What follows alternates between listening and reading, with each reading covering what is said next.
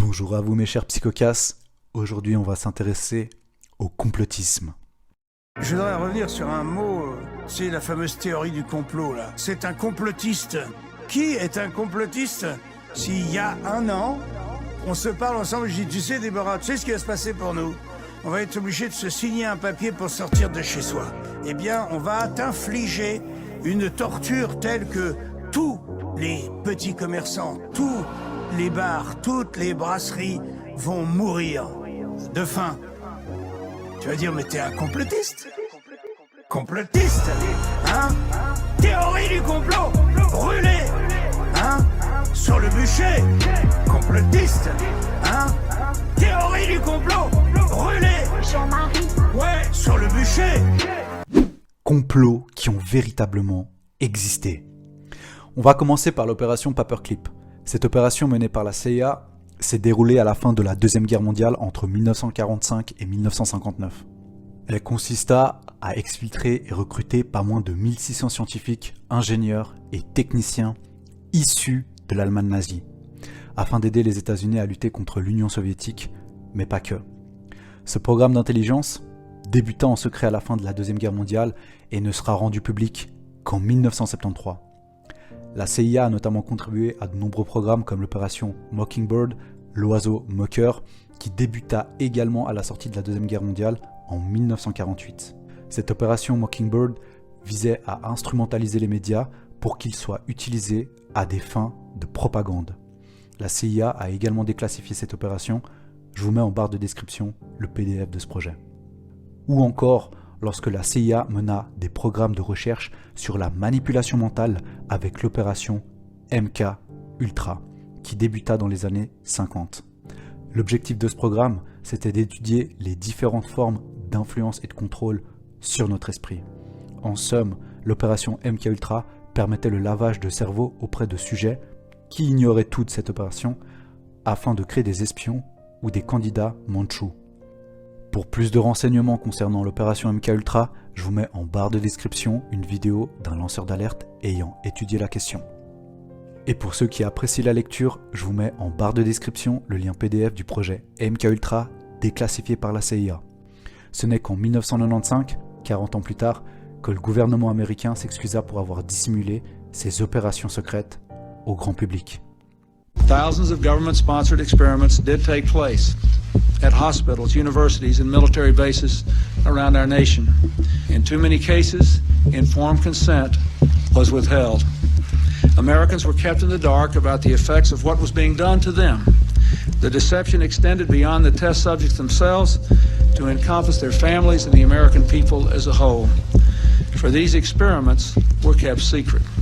And they were shrouded not for a compelling reason of national security, but for the simple fear of embarrassment. And that was wrong. So today, on behalf of another generation of American leaders and another generation of American citizens, the United States of America offers a sincere apology to those of our citizens who were subjected to these experiments, to their families, and to their communities. Pour visionner l'entièreté de la séquence, je vous mets en barre de description le lien pour y accéder. En d'autres termes, cette opération du contrôle de l'esprit a été la prémisse scientifique du piratage de l'esprit humain, piratage que nous observons également aujourd'hui. Les êtres humains ne sont que des algorithmes biochimiques. Et si vous avez suffisamment de données, et si vous avez suffisamment de puissance de calcul, vous pouvez hacker les algorithmes humains. Et à ce moment-là, vous pouvez contrôler et manipuler les gens. Pourquoi les données sont-elles si importantes? Elles sont importantes parce que nous avons atteint un stade où nous pouvons non seulement pirater des ordinateurs, mais également des êtres humains et d'autres organismes. Les humains sont maintenant des animaux que l'on peut pirater. L'affaire Kennedy, un complot qui subsiste depuis 60 ans. L'un des premiers présidents à avoir dénoncé de tels complots était John Fitzgerald Kennedy dans son célèbre discours d'avril en 1961.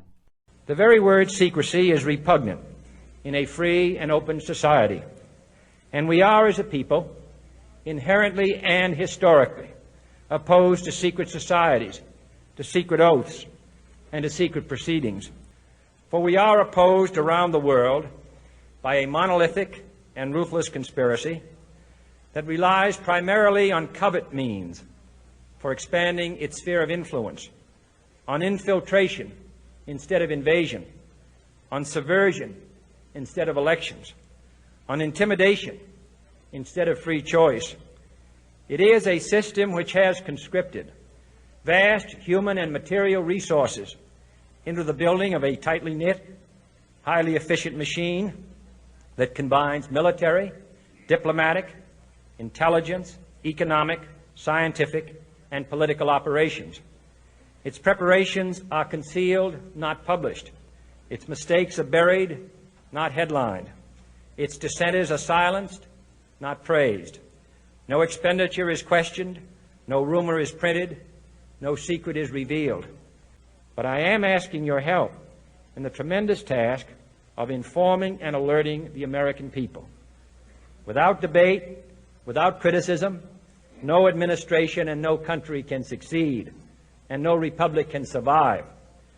That is why the Athenian lawmaker Solon decreed it a crime for any citizen to shrink from controversy, confident that with your help, man will be what he was born to be, free and independent. 2 ans après ce discours, en 1963, JFK fut assassiné alors qu'il paradait à Dallas. Il fut abattu par plusieurs tirs et la police mit très rapidement la main sur l'assassin, prénommé Lee Harvey Oswald. À l'époque, l'explication du gouvernement semblait peu vraisemblable et certains citoyens américains ont commencé à poser des questions évidentes à ce sujet.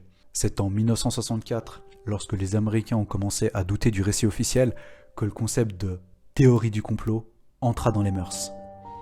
Aujourd'hui, ce même doute continue d'habiter certains Américains, dont Robert Kennedy Jr., le neveu du défunt président JFK, et candidat redoutable à la présidence états-unienne de 2024. Robert Kennedy reste toujours dubitatif face aux explications officielles. En outre, il affirme la piste de l'assassinat prémédité par la CIA. Let me first ask you about the Secret Service agent. The guy's name is Paul Landis. He talked about the magic bullet. He was there, even put himself on record at the time, and mentioned that he made a mistake in his placement of the bullet in that room where your uncle was after he was shot. Should this now open a full-fledged investigation? The overwhelming information that there was more than one shooter involved and that there were multiple people involved has been recognized by the American people. When Congress reinvestigated the Warren Commission, the majority of that House staff believed that it was the CIA behind that conspiracy. But more importantly, the last 5,000 pages of documents that the CIA will not release. It's breaking the law now. They're supposed to release those documents by 2017. President Trump promised to release them, which was his duty, and then he didn't. We don't know why. President Biden promised to release them, and then he didn't. Among those documents, the most interesting thing is Bill Harvey's, the Miami station chief, who almost certainly was directly involved in the assassination. His travel records on that day. That is the principal piece of interest that we believe that the CIA is concealing. Un ancien journaliste de Fox News, Tucker Carlson, appuie également les propos de Robert Kennedy en révélant des informations tenues secrètes concernant l'implication plausible de la CIA dans l'assassinat de JFK. It would be nearly 50 years before the CIA admitted under duress that in fact it had withheld information from investigators about its relationship with Lee Harvey Oswald. But the question is, a conspiracy by whom? Well, today we decided to find out. We spoke to someone who had access to these still hidden CIA documents, a person who was deeply familiar with what they contain. We asked this person directly, did the CIA have a hand in the murder of John F. Kennedy, an American president? And here's the reply we received verbatim. Quote, the answer is yes. I believe they were involved. It's a whole different country from what we thought it was. It's all fake. This is someone with direct knowledge of the information that once again is being withheld from the American public. And the answer we received was unequivocal. Yes, the CIA was involved in the assassination of the president. Tu vas dire, mais t'es un complotiste? Complotiste, hein? Théorie du complot, brûlé, hein? Sur le bûcher, complotiste, hein? Théorie du complot, brûlé. Le complotisme au XXIe siècle. Pour la masse et pour un nombre non négligeable de journalistes, la théorie du complot, c'est lorsqu'un groupe d'individus refuse l'explication officielle, qu'elle soit diffusée dans les médias, dans les journaux ou par les politiques, en disant que les gens au pouvoir mentent. Et si les individus au pouvoir mentent, c'est parce qu'ils ont des choses à cacher. Le mécanisme psychologique du complotiste est perçu par la masse comme étant un simple réflexe visant à douter de tout. D'autres pensent que le complotisme est synonyme de paranoïa et de fantasme. Les théoriciens du complot embrasseraient l'idéologie que tous les événements du monde seraient le fruit d'une machination conspirationniste. Aujourd'hui, le terme de théorie du complot apparaît sur à peu près tous les plateaux de télé lorsqu'il s'agit de questionner le pouvoir. Tout cela imaginé selon vous par Big Data, Big Pharma, Big Finance, qui se serait donc servi du Covid, mais vous êtes en plein délire complotiste, pour dire beaucoup. C'est acheté beaucoup par Bill Gates quand même, hein. Beaucoup. Bill Gates achète l'OMS. Beaucoup, oui. Oula. Beaucoup. Là, on est sur un dérapage complotiste, là. C'est pas complotiste, c'est le financier majeur de l'OMS. D'accord. Vous avez qu'à le regarder, c'est votre métier. D'accord. Alors, tout ce que je dis, c'est pas compliqué, vous pouvez le regarder. Par conséquent, les termes conspirationniste, complotiste ou théoricien du complot désignent tout simplement celui qui pense les complots. Moi, ce que je vous dis là, c'est dans les livres, c'est le livre de Monsieur Klaus Schwab, ce sont les affirmations de l'exercice de simulation dont je vous ai parlé, c'est pas moi qui invente. Le Great Reset, il est à la une du Time en novembre 2020. Dans cette perspective, personne ne se demande si le complotiste expose de vrais ou de faux complots. Or, le problème avec ces différents mots, c'est qu'ils stigmatisent et labellisent tous ceux questionnant la trame narrative ou l'exercice du pouvoir. En utilisant la ruse, et notamment en corrompant le langage, le pouvoir réduit toute initiative et tentative de l'opinion publique à élever son esprit critique, afin de le maintenir dans l'amalgame et dans la confusion. Ainsi, le pouvoir conserve une opacité face aux questions auxquelles il n'a pas envie de répondre. Transparence pour le pouvoir et intimité pour le peuple. Or là, ce qu'on fait, c'est l'inverse. Ce système politique aujourd'hui, et avec cette extension du contrôle qui a été permise par la crise sanitaire, a pour objectif de retirer toute intimité à la population, de façon à mieux la contrôler, et à maintenir au contraire une opacité extrêmement forte sur les dirigeants et les élites. Personne ne sait finalement quel était le ministre qui allait faire la fête pendant les fêtes clandestines, et ainsi, pendant le confinement par exemple. Pour vous donner un exemple, alors que vous êtes obligé de biper à chaque fois que vous allez à un bar et on pourra bientôt vous retracer parce que c'est ce qui va se passer. Aujourd'hui, on prétend qu'en fait c'est protégé, etc. Vous imaginez bien que les services de renseignement sont déjà dessus pour avoir accès en fait et pouvoir retracer au mètre près à quel endroit vous avez été à tel moment, enfin à tel événement.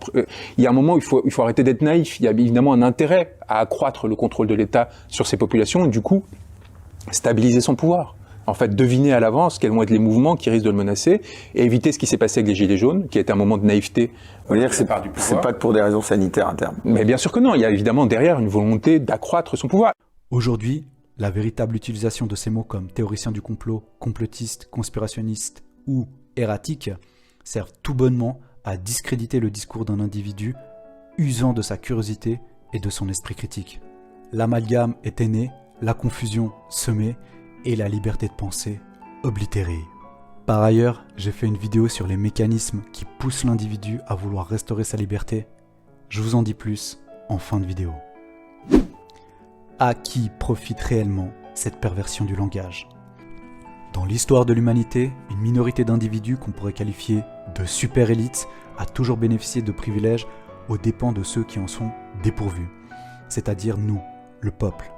Eh bien, ces super-élites, les 1% détenant plus de la moitié des richesses du globe, se sentent constamment persécutés par ceux qui sont dépourvus de privilèges et qui sont plus nombreux qu'eux car ils constituent le 99% de la population restante.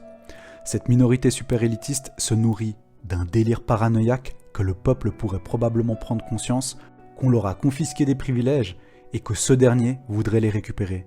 En ce sens, le peuple représente donc une menace existentielle pour ces super-élites, menace qu'il faut réduire en fomentant des complots. Thing on the left, CO2, that you want to get to zero, and that's going to be based on the number of people, the services each person's using on average, the energy on average for each service, and the CO2 being put out per unit of energy. So let's look at each one of these and see how we can get this down to zero. Probably one of these numbers is going to have to get pretty near to zero. That's back from high school algebra, but let's take a look. First, we've got population. The world today has 6.8 billion people. That's headed up to about 9 billion. Now, if we do a really great job on new vaccines, healthcare, reproductive health services, we could lower that by perhaps 10 or 15%. Cette attitude défensive-agressive des super-élites témoigne d'un sentiment de méfiance pouvant se développer dans tous les domaines de la vie du sujet et représente bel et bien un comportement majeur du paranoïaque. Car oui, la paranoïa se nourrit du complot, que ce soit celui qu'elle imagine ou celui qu'elle fomente. L'agressivité paranoïaque se manifeste par la crainte de l'invasion par autrui, entraînant une agressivité très forte afin de contrer le sentiment d'impuissance, par la projection systématique de la faute à l'extérieur, c'est-à-dire c'est toujours la faute de l'autre, et finalement par un sentiment légitime de défense, dans la mesure où, comme le suggérait le psychanalyste Jacques Lacan, le délire paranoïaque débute à partir de l'attribution d'une initiative qui viendrait de l'autre, et non de soi. Dans cette perspective, l'agressivité paranoïaque se fixe de façon rigide dans le rôle de victime indignée que le paranoïaque s'octroie et dans la place de persécuteur qu'il attribue à l'autre. On peut résumer ce comportement paranoïaque par un discours du type « Il a été méchant, donc je vais à mon tour être méchant parce que c'est lui qui a commencé, donc j'ai la légitimité de me défendre. » Véritable définition du complot. En me référant à la définition de l'Académie française et du Centre national de ressources textuelles et lexicales, le complot se définit comme étant une réunion secrète entre deux ou plusieurs individus avec l'intention de nuire à l'autorité d'un individu, à l'autorité d'un personnage public ou à celle d'une institution, et éventuellement à attenter à leur vie ou à leur sûreté. En bref, le complot, c'est lorsqu'on ment. Lorsqu'on dit la vérité basée sur des faits et des faits scientifiques, on n'est pas complotiste. Ce sont les complotistes qui sont des menteurs. Qui n'a cessé de mentir jusqu'à présent? Par conséquent, comment peut-on faire face à cette expression qui est entrée dans nos mœurs? T'es complotiste, toi? Eh bien, je vous propose une piste de réflexion pour répondre à cette question fallacieuse. Cette piste de réflexion, c'est de faire preuve de clarté. Simple comme bonjour, n'est-ce pas? Pour apporter de la clarté face à une personne usant de cette expression complotiste, on peut s'aider de la chronologie des faits en lien avec la thématique de la discussion, ce qui nécessite de bien connaître son sujet et connaître également à minima les arguments opposés pour éviter l'hébétement. Et ma femme? Quoi? À la boulette. On peut également développer son éloquence par le biais de la lecture par exemple. Lire de grands auteurs comme Pascal, Rousseau, Jung, Billerand, Havard pour ne citer que. D'ailleurs, n'hésitez pas à commenter vos auteurs préférés, je suis toujours à la recherche de nouvelles œuvres et suis très preneur de vos avis. On peut également développer son esprit critique car il permet d'avoir un doute rationnel et s'accompagne d'une démarche scientifique. Pour le développer, on peut par exemple écouter une source d'information A, puis une source d'information B afin de nous faire notre propre avis. Et la dernière piste pouvant apporter de la clarté, c'est l'ancrage de vérité, c'est-à-dire la capacité à distinguer la vérité du mensonge. La capacité à distinguer le bien du mal, car sans recherche de vérité, il n'y a pas de justice. Pour terminer, je vais m'adresser à la communauté, à vous mes chers psychocastes qui êtes en train de m'écouter. La période qu'on vit actuellement, elle est loin d'être anodine et elle soulève beaucoup de questions quant à notre avenir et à notre place dans ce monde. Ces questions, bien qu'elles soient existentielles, en réalité, elles nous offrent une opportunité de s'élever. Une opportunité de devenir de bonnes personnes. Mais ça signifie quoi, devenir une bonne personne? Eh bien, je vais essayer de faire preuve de la plus grande humilité pour y répondre.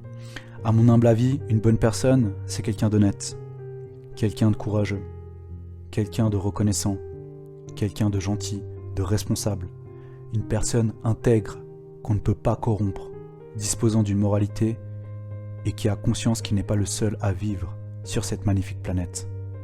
Ces caractéristiques sont une direction que tout à chacun peut décider de prendre, à condition qu'on soit motivé à devenir une bonne personne. Si vous souhaitez rebondir par rapport à cette conclusion, l'espace commentaire est à vous. La seule chose que je vous demande, c'est de faire preuve de gentillesse et de responsabilité. N'hésitez pas non plus à mettre un pouce et surtout à partager cette vidéo à vos proches. Ces petites actions sont une réelle contribution à la communauté car elles favorisent sa visibilité et sa croissance. Je reviens rapidement sur la thématique de la restauration de la liberté que j'évoquais précédemment. J'ai fait une vidéo où j'explique pourquoi nous ressentons de la réactance, un sentiment de motivation assez désagréable qui se manifeste lorsque notre liberté est menacée.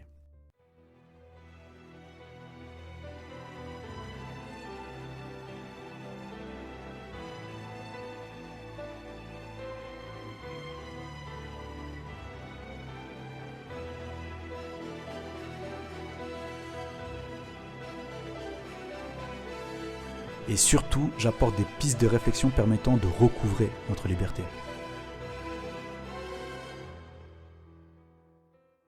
En attendant la prochaine vidéo, je vous remercie pour l'attention que vous portez à cette communauté et vous transmets mes meilleures vibrations. Prenez soin de vous les psychocasses et à bientôt.